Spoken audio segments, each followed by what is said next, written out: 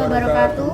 Saya Nia Animrani bersama rekan saya Miftahul Ulum. Kami dari Universitas Nurul Huda, Prodi Informatika, Fakultas Sains dan Teknologi.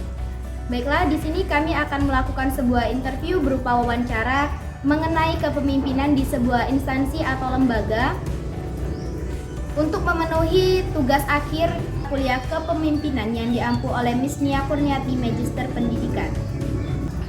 Kami sekarang berada di Yayasan Diniatul Islamiyah yang bertepatan di Desa Bandar Jaya dan kami akan mewawancarai Bapak Sulistiono. Mari ikuti kami.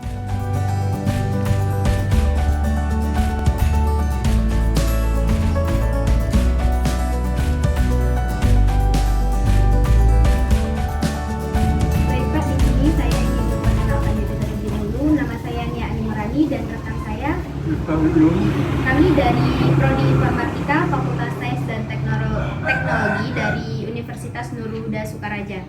Di sini kami mendapat tugas mata kuliah kepemimpinan untuk melakukan observasi atau interview di suatu lembaga, yaitu yayasan yang Bapak pimpin sekarang. Nah, nanti di sini ada beberapa pertanyaan yang saya akan tanyakan mengenai yayasan yang Bapak pimpin ini. Tapi sebelum kita berlanjut, boleh Bapak memperkenalkan diri terlebih dahulu? Perkenalkan, nama saya Sulistiono, lahir 10 Juni 1980. Saya lahir di Desa Bandar Jaya, tepatnya di RT 03 RW 02, Kecamatan BP Peliung, Oku Timur. Ya. Baiklah, di sini saya akan mengajukan pertanyaan. Yang pertama, bagaimana sejarah dari Yayasan Pondok Pesantren Diniatul Islamiyah, Pak? Ya, makasih. Diniatul Islamiyah itu berawal dari kegiatan santri lesian di rumah kurang lebih di tahun 2008-2009. Berjalannya waktu, respon masyarakat antusias, artinya posisi saya di sini diterima di masyarakat, baik yang saya sampaikan secara lisan, secara pengajian dan sebagainya. Pada tahun 2013 di situ saya punya gagasan untuk mendirikan Yayasan Diniatul Islamiyah. Berawal dari kegiatan santri berupa kegiatan ngaji atau yang disebut di desa kami kegiatan diniyah, dan di tahun 2011 kami perizinan melalui BKRMI, dan di era tahun 2013 sampai 14 kami mengurus proses yaitu berdirinya yayasan, tepatnya pada tanggal 31 Januari tahun 2017 Yayasan Diniatul Islamiyah resmi mendapatkan izin skala nasional, yakni berakte notaris. Begitu kurang lebih berdirinya yayasan, yaitu berawal kepingin mendirikan sebuah kegiatan yang bermanfaat untuk masyarakat, khususnya di desa kelahiran saya. Kurang lebih begitu. Lanjut Pak ya. Baik, di sini saya akan menambahi Pak. Bapak sudah berapa lama nih menjabat sebagai ketua di yayasan ini, dan menjenjang hal-hal apa yang sudah Bapak capai selama Bapak menjabat di yayasan ini? Untuk kegiatan yayasan, jadi saya di sini menjabat sebagai ketua tadi ya, ketua yayasan, termasuk mulai keluarnya notaris sampai hari ini saya diposisikan oleh teman-teman rekan-rekan seperjuangan baik dari Jamaah Hadrul Islamiyah dan sebagainya, intinya mempercayakan posisi ketua dipegang oleh saya sampai hari ini. Dan untuk pencapaian intinya kami berprogram minimalnya kegiatan semakin bertambah, dan untuk kegiatan diniyah tentunya semakin bertambah, baik dari kegiatan sholawat, kegiatan mungkin peringatan hari santri dan sebagainya, kurang lebih di seputaran sebatas itu. Lanjut Pak ya. Menurut Bapak, kriteria pemimpin yang baik itu seperti apa? Mohon dijelaskan Pak. Untuk kriteria pemimpin yang baik, untuk tingkat sempurna ya yang jelas sulit. Cuman untuk skala pada umumnya, pemimpin yang baik ya minimalnya pemimpin yang baik itu tahu permasalahan di bawah dan bisa memberikan solusi tanpa memperbesar masalah. Artinya memberikan solusi yang bermanfaat dan maslahat, yang berimbang, dan di situ keputusan yang diambil tentunya tidak secara diktator, minimalnya mempertimbangkan manfaat dan masalahnya. Nah, kurang lebih di situ untuk kriteria pemimpin yang baik. Kalau untuk yang baik secara sempurna, yang jelas sangat sukar dan sulit sekali. Begitu, monggo. Kurang lebihnya gitu menurut saya. Dan pertanyaan selanjutnya Pak, bagaimana cara seorang bisa menjadi pemimpin yang baik menurut Bapak, dan bagaimana etika pemimpin yang etis itu? Untuk menjadi seorang pemimpin yang baik, minimalnya itu bermula dari niat. Kalau niatnya sudah baik, insya Allah nanti kedepannya baik juga. Jadi intinya untuk menjadi seorang pemimpin, satu itu diawali dengan niat yang baik. Pada dasarnya niat yang baik ini intinya untuk membawa kemajuan dari apa yang dia pimpin.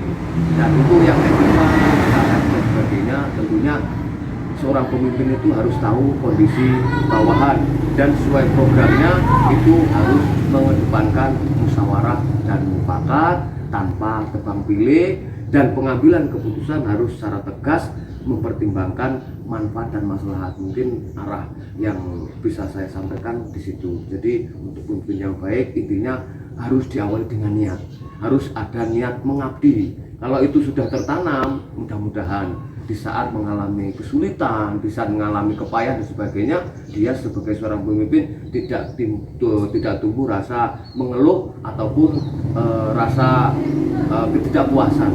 Mungkin seputar itu yang bisa saya sampaikan untuk kriteria pemimpin yang baik tadi ya. Lanjut Pak ya. Bagaimana cara Bapak membangun komunikasi yang komunikatif dengan jajaran pengurus dan masyarakat? Untuk menjalin hubungan komunikasi yang komunikatif khususnya dengan jajaran pengurus, selama ini kami mengadakan metode musyawarah. Dan musyawarah ini kita agendakan minimalnya setahun 2 kali. Dan apabila ada permasalahan yang mendadak ataupun mengharuskan, itu kita musyawarah di luar agenda, dan di situ kita laksanakan. Jadi melihat perjalanan baik dari kegiatan, mungkin dari mungkin akan mengadakan acara, ataupun mungkin menyelesaikan masalah-masalah yang ada di kegiatan yayasan kami, baik dari tenaga pendidik dan pengurus ataupun dari masalah keuangan dan sebagainya. Di situ kami kedepankan yaitu musyawarah. Minimalnya kami mengadakan musyawarah secara rutin itu minimalnya setahun 2 kali. Terlepas dari itu, kadang kan ada ataupun permasalahan di mana permasalahan itu kita harus selesaikan di luar jadwal musyawarah di situ. Dan dengan masyarakat minimalnya kita mengadakan tanya jawab dengan masyarakat di saat mungkin pada waktu pertemuan pengajian dan sebagainya, ataupun pada waktu acara akhir sana wali santri. Di situ kami tentu menjalin komunikasi dengan masyarakat. Di sini tentunya kami bisa merespon keadaan dari masukan. Kadang ada wali santri yang menemui langsung pada kami, di mana mungkin santri jam ngaji nggak ngaji, mungkin santri naik motor dengan suara knalpot yang menimbulkan kesan tidak nyaman di situ. Jadi dari masukan-masukan itu kami tampung, disitulah wujud kami menjalin komunikasi yang baik dengan masyarakat di situ.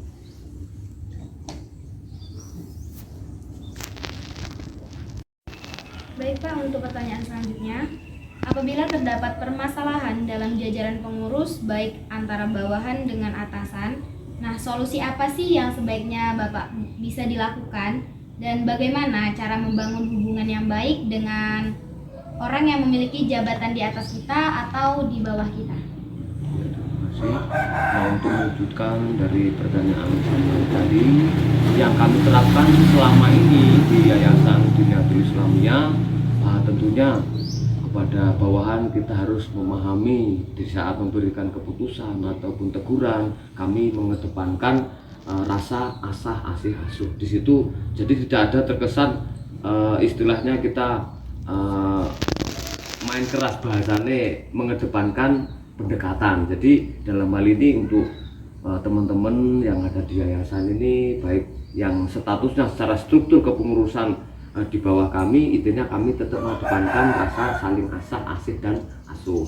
Adapun komunikasi kami dengan para sesepuh, di situ kami tetap mengedepankan bahasanya rasa hormat dan selalu meminta arahan, bimbingan dan nasihatnya. Karena bagi kami untuk posisi antara atasan dan bawahan itu tetap memiliki status yang sama, itu hanyalah istilahnya di pengurusan. Cuma pada faktanya sebagai kepengurusan di mana kita punya mandat, punya tanggung jawab dan sebagainya, kita harus satu mengedepankan rasa saling asih asuh dan tetap musyawarah untuk mufakat. Di saat ada permasalahan di mana itu bisa diselesaikan secara sederhana, ya tidak perlu kita buka forum secara besar-besaran karena itu justru akan menimbulkan ataupun memperuncing masalah. Jadi selama ini yang kami tempuh kurang lebih di situ. Jadi kalaupun ada permasalahan, kalau bisa jangan diperbesar gitu. Terima kasih.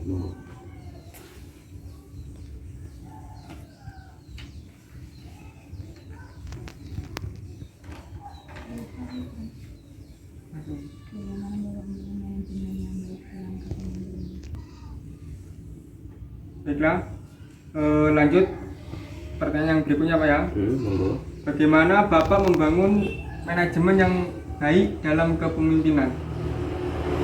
Ya, untuk membangun manajemen yang baik dalam kepemimpinan, ya jelas kami mengadakan sistem yang kami utamakan. Satu, kita prioritaskan orang itu betul-betul ikhlas, artinya betul-betul siap secara lahir dan batin. Jadi kalaupun kita menata manajemen dalam hal apa tadi, kepemimpinan ya, nah itu di saat kita memata seseorang ataupun menjadwal seseorang, memberikan jabatan kepada seseorang, kalaupun yang bersangkutan tidak ada keniatan, tidak ada kesiapan, itu nanti bisa terjadi program yang kita terapkan tidak jalan. Jadi untuk mencapai yang hasil yang maksimal, artinya sesuai harapan, sesuai pertanyaan yang saudara sampaikan tadi, jadi kami memilih orang, satu punya kemampuan, yang kedua dia punya ketekatan, artinya dia niat mau secara lahir dan batin di situ. Jadi kami sistemnya yang kami terapkan itu. Baik, lanjut. Bapak berikan saran untuk calon pemimpin di masa depan Pak. Untuk sarannya, saran pemimpin di masa depan, kalau di titik yang kurang mungkin kurang, tapi minimalnya kita sebagai masyarakat yang sedikit banyak mengalami yang namanya pemilihan pemimpin, yang minimalnya lah punya kriteria. Ya jelas di sini itu tadi yang seperti di awal kami sampaikan, seorang pemimpin itu harus diawali dengan niat yang baik dan punya cita-cita membangun, artinya untuk membawa perubahan kepada masyarakat. Yang jelas pemimpin yang baik itu diawali dengan niat yang baik. Nah setelah itu dia memiliki kriteria yang termasuk dekat dengan masyarakat, paham dengan permasalahan masyarakat, dan tahu dan bahkan bisa memberikan solusi kepada permasalahan yang ada di masyarakat ataupun di sekut bawahan instansi yang dipimpinnya. Jadi kurang lebih begitu. Kalaupun untuk yang level sempurna ya kita semua mungkin jauh dari kata sempurna di situ ya. Tapi minimalnya untuk kerja yang baik, satu diawali dengan yang baik, yang kedua dia memiliki kemampuan, yang selanjutnya dia harus bisa dan paham permasalahan yang ada di instansi yang dipimpinnya dan bisa memberikan solusi di situ. Terima kasih. Jadi saya ingin minta nasihat dan arahan Bapak untuk kami sebagai generasi muda saat ini yang akan menjadi pemimpin di masa yang akan datang itu seperti apa? Untuk generasi muda saat ini mempersiapkan masa yang akan datang, kalau nasihat yang dapat kami sampaikan, pertama harus memiliki keilmuan yang maksimal, baik secara ilmu pengetahuan teknologi, terutama keimanan dan ketakwaan, artinya dalam hal ini keilmuan dalam bidang keagamaan. Karena sosok pemimpin terlepas dari iptek dan imtak, tentunya tidak akan bisa membawa kepada batatun thayyibatan walaupun wabur di situ. Jadi intinya untuk generasi sekarang, untuk masa yang akan datang sebagai seorang pemimpin, satu keilmuan. Jadi yang selanjutnya pengetahuan dalam hal agama. Selepas dari itu tentunya pengalaman, cara bergaul yang baik, memahami kriteria karakter masyarakat dan tradisi budaya yang berlaku di situ. Kurang lebih di situ. Terima kasih. Oke. Mungkin Pak cukup itu saja pertanyaan dari kami. Dan terima kasih Pak atas waktu yang telah diberikan dan ilmu yang telah kami dapatkan dari Bapak, nasihat dan arah-arahan untuk menjadi pemimpin yang lebih baik di masa yang akan datang. Sini kami ucapkan wassalam. Mungkin Pak cukup itu saja pertanyaan dari kami dan terima kasih atas waktu yang telah Bapak berikan dan arah-arahan yang Bapak sampaikan dan materi-materi yang telah Bapak berikan kepada kami. Kami ucapkan terima kasih. Ya, di sini saya juga mengucapkan terima kasih sudah bersilaturahmi di tempat kami, dan tentunya juga ucapan maaf mungkin apa yang kami sampaikan jauh dari kata sempurna ya. Jadi di situ mudah-mudahan sedikit yang dapat kami sampaikan bisa bermanfaat